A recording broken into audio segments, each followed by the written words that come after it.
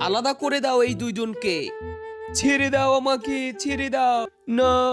Dad, ওর সাথে আমার বিয়ে দিয়ে দাও। এতে আমার কি লাভ? এর বদলে তোমাকে একটা নাগিন মা এনে দেবো। হ্যাঁ, ছি ছি।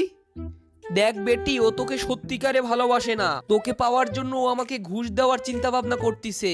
না ড্যাড, দিল ছিঁড়ে দেখো, আমি তোমায় ভালোবাসি আর কাউকে না।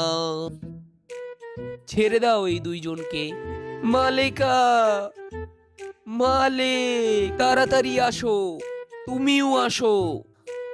ও ঠাস। তার আগে গাইস, আমি অন্যদের মতো কসম দিব না। আজকের এই আল্লাহ লেখাটা যদি তোমার ভালো লেগে থাকে তাহলে অবশ্যই ভিডিওতে লাইক করে চ্যানেলটি সাবস্ক্রাইব করে দাও এবং কমেন্টে অবশ্যই আল্লাহ নামটি লিখে যাবে। ব্যথা পাচ্ছি।